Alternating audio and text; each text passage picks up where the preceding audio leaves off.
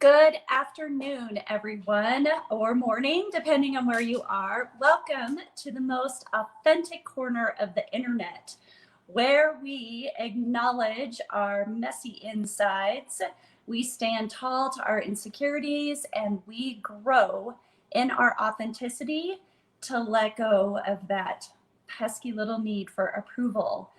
Today, we are going to talk about loving your people well. Why? Because Valentine's Day is in a couple of days. And for some of you, love is in the air. For some of you, it stinks rotten some.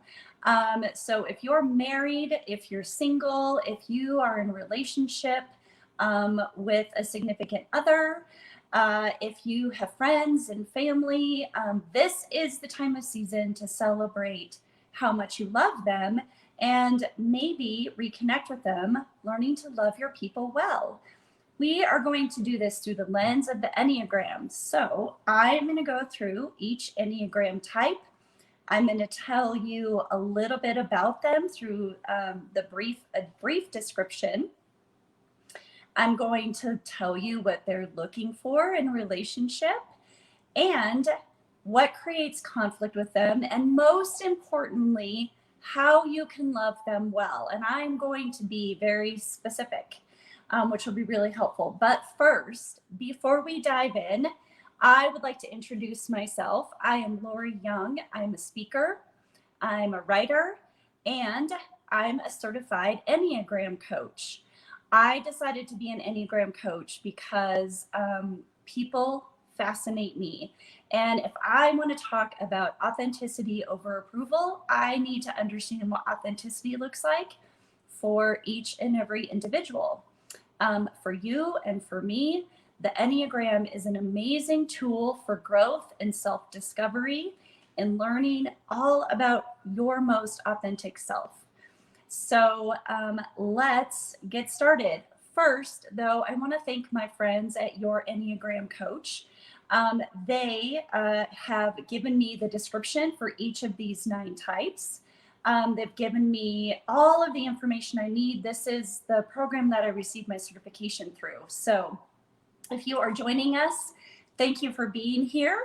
I am going to start with type 1, the moral perfectionist. So if you know one of the types that I'm talking about today, type that number in the chat. If it resonates, then type, yep, that's me, or yep, that's my loved one.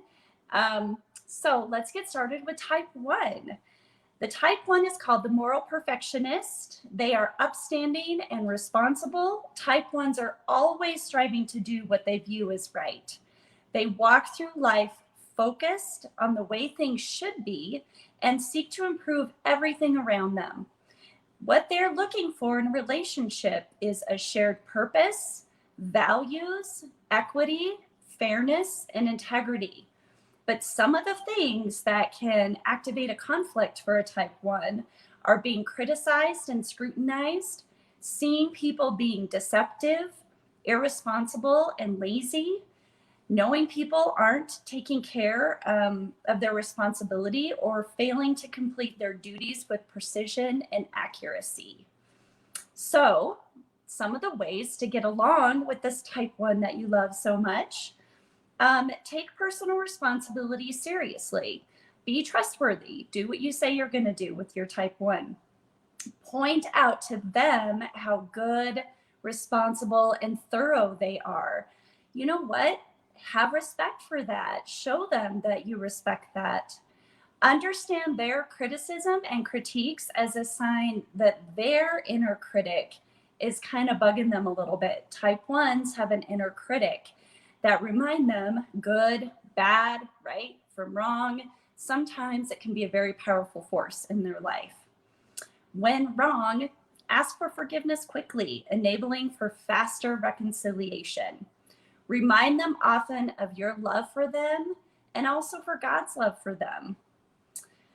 Acknowledge the work that God is doing in and through them when they're living in alignment with the truth of the gospel. So those are some of the ways to love your type 1 well, Or maybe those are some of the things you need to ask for more specifically if you're a type 1 and you want to be loved well.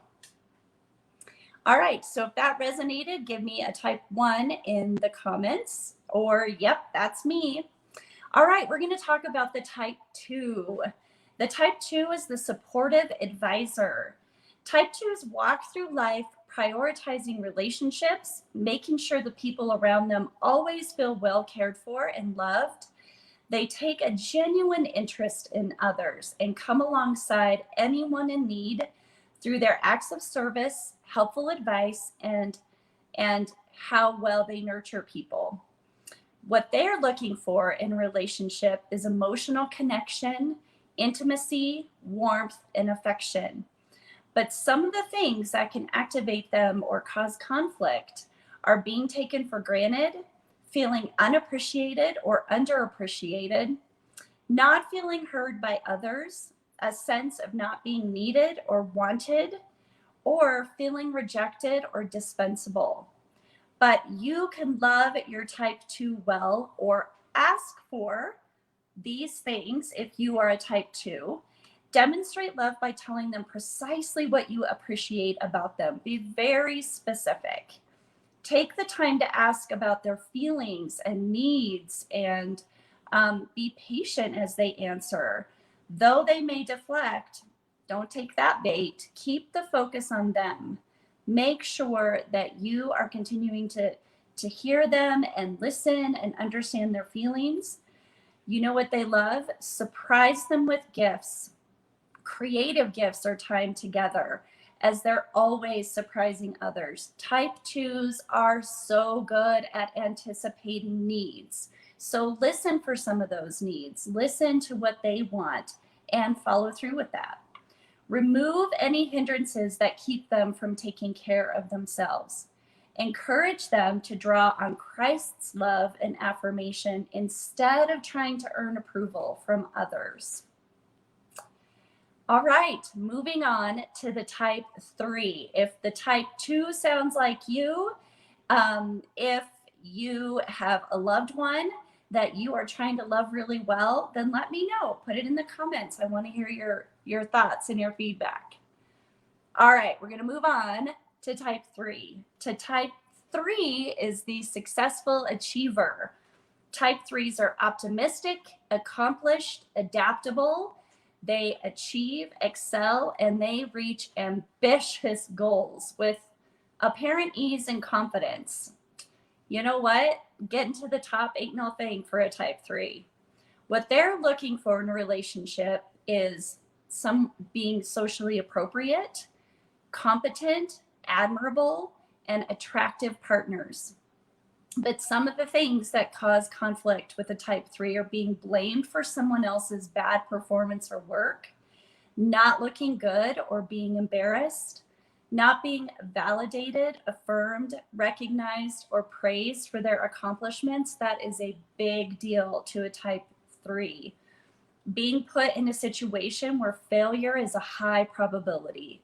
Failure is a big fear for a type 3. So, ways that you can love your type 3 well: express your love for them for simply being themselves and not for what they do or what they accomplish, but continue to affirm their accomplishments, because you know what? Our type 3 friends, they work really hard.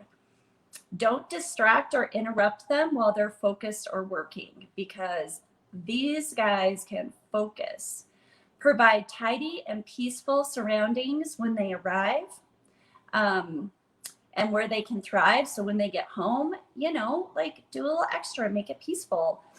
Remind them that their value and worth is not in what they accomplish, but what Christ accomplished on the cross. Give them time and grace to discover their authentic self. And encourage and affirm them when you see them living out of their genuine self. All right, type 4. The type 4 is the romantic individualist. Type 4s live primarily in their imagination and feelings, But deep down, they have a hidden idealized self or a vision of the person they passionately desire to become. This idealized self is incredibly creative, socially adept, and universally desired. They are looking for, in relationships, an ability to communicate on a deep level. These are our deep talkers. They love deep conversation. They're looking for acceptance and emotional honesty. Some of the things, though, that cause conflict for a type 4 are being asked to do something contrary to who they are and their values, doing anything that evokes their struggle with envy, not being seen as unique or special or different, not being valued for their unique contributions or viewpoints. So the ways to love your type 4 well are to be tender, empathetic, and understanding without trying to change them.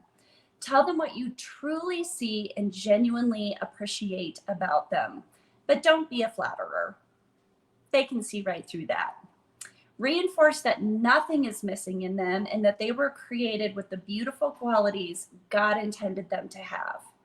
Acknowledge their valuable gift of intuition, vision, and creativity.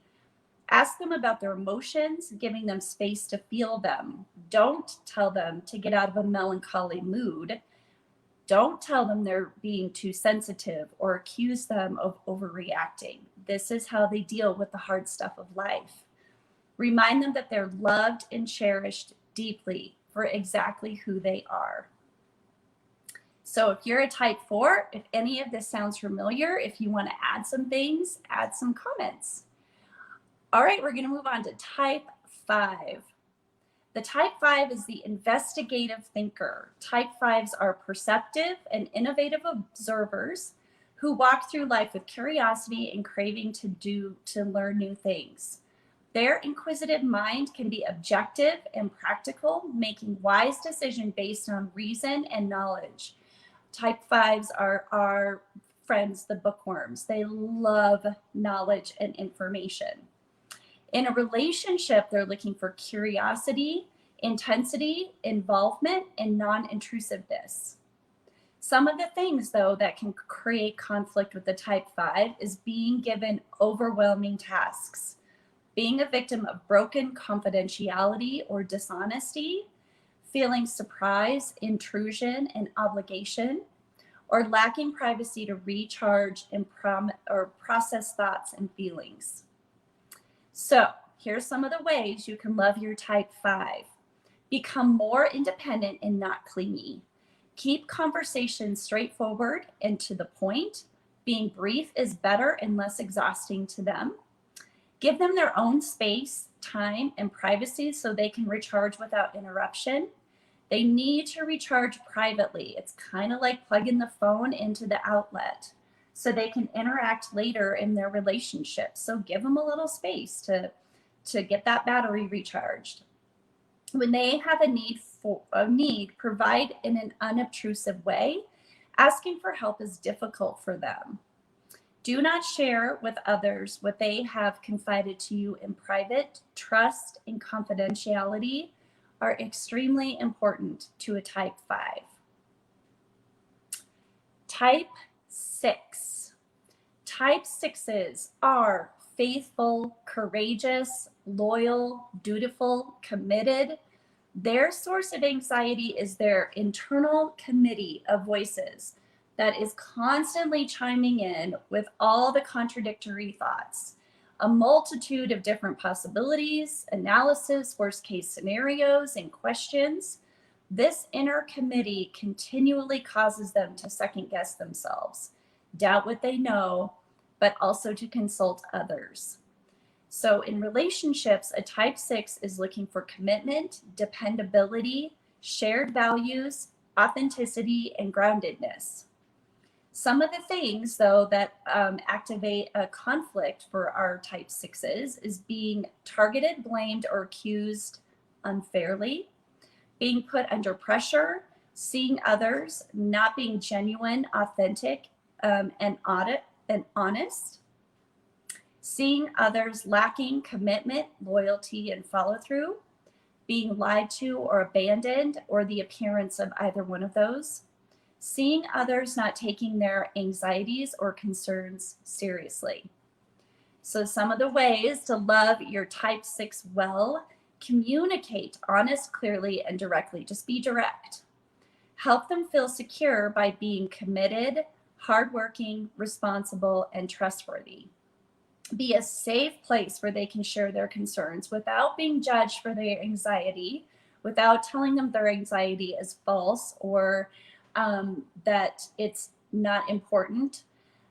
Show empathy, support, and understanding for their struggles with anxiety due to their vigilant inner committee. Listen patiently to their perspective instead of forcing them to be optimistic. Reassure them by prioritizing loyalty and commitment above all else.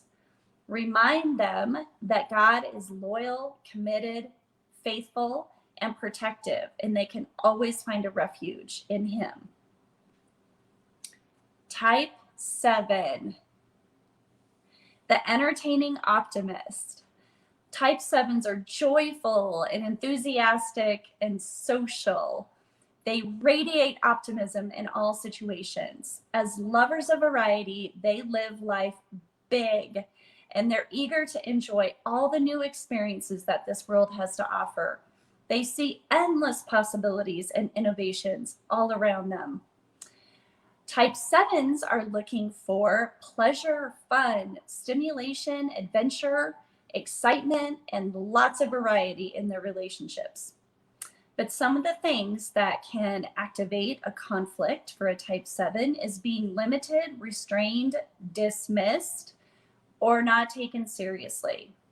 If they're being required to do mundane tasks, being unjustly criticized, being forced to deal with negative circumstances that might not get resolved, or being with pessimistic or overly critical people who are always pointing out the negative. But the ways to love your type 7 well: share stimulating conversation, laughter, fun, and spontaneous activities when possible. Listen patiently to their grand visions and stories without shutting them down. Be creative when asking them to do something. They dislike mundane and boring tasks. Make stuff interesting and fun. Be encouraging and positive, even when giving them feedback, as criticism can be very painful, discouraging, and deflating for them. Give them lots of space, independence, encouragement, and optimistic viewpoints. Remind them that God is their spring of living water that never runs dry. Encourage them to savor the present moment with an observant and grateful heart. Type 8, the protective challenger. Type 8s engage in life with a confident intensity, strength, and determination to make things happen. They want to present themselves as strong, self-assured, tough, and independent so they won't be harmed. But beneath their layers of armor is a very tender heart. They desire someone bigger and stronger than them to protect them. So they relinquish their role of vigilant protector and remove their armor to reveal a gentle, caring side. The type 8 is looking for someone who is dependable, loyal, strong, and sexually compatible. Some of the things, though, that can activate a conflict for a type 8 is when others refuse to deal directly with issues, seeing injustices not being addressed, when others don't take responsibility for their own behavior and actions, when others aren't truthful, direct, and straightforward, being blindsided, betrayed, or manipulated. Oh, Angie Bauman says, type 8s often make me feel like I want to pull back. I'm a 1. Yes. And the thing about type 8s that's surprising in the way to love on our type 8s is to be confident, strong, and direct. Stand up for yourself and for them. Don't gossip them or betray their trust anyway. Their fear is betrayal. They be vulnerable and authentic with them. So even though sometimes it feels a little intimidating and scary, They really do appreciate when we are vulnerable and authentic. This helps them feel safe enough to open up to us. Show appreciation for their tender and vulnerable side without manipulating them to let their guard down. Remind them that Christ was betrayed, so he understands what betrayal feels like, and encourage them to rest in the protection they have in Christ. He will never forsake or betray them. Okay, Angie, you might appreciate this. I am coming up on the Peaceful Mediator, the type 9. And I gotta say, sometimes my type 8s are a little difficult for me because type 9s really hate conflict. And so all of it feels like conflict. But the type 9 is the peaceful mediator. So type 9s appear easygoing, pleasant, calm, and always willing to accommodate without strong preferences of their own. This hides the fact that they want independence and autonomy, not to be bothered so they can experience inner peace. If life or people interrupt their peaceful state, they will accommodate to keep the peace so they can quickly go back to their inner calm. They don't openly express their desires or feelings because they believe it will cause conflicts and discord. This causes them to suppress their anger and go along to get along. Type 9s are looking for comfort, peace, harmony, connection, and stability in our relationships.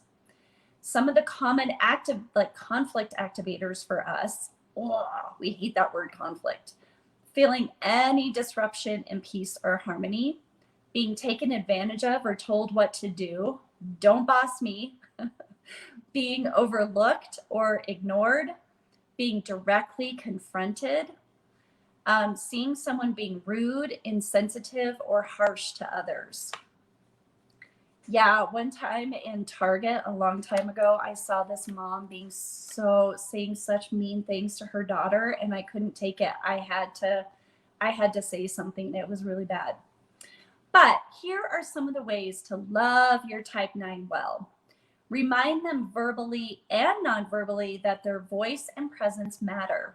Demonstrate God's deep love for them by being patient when they're talking and carefully and intentionally listening to them. Give encouragement and affirmations that are specific and thoughtful. Encourage them to be bold, strong, and assertive. Remind them that they are harming others by not showing up and doing what they're called to do by offering their gifts to others. Encourage them to bless others with their full presence. So that, my friends, is the full gamut of all of the types and how to love your people well. So thank you to my friends at Your Enneagram Coach who wrote up all of these descriptions. And thank you for joining me today. If you are interested in learning more about coaching and how the Enneagram can help you in your relationships, drop the word relationships in the comments, and I will be happy to send you some more information. Thank you so much for joining us in the most authentic corner of the internet, where we acknowledge our messy insides, stand tall to our insecurities, and grow in our authenticity to let go of our need for approval. Thank you so much for joining me today.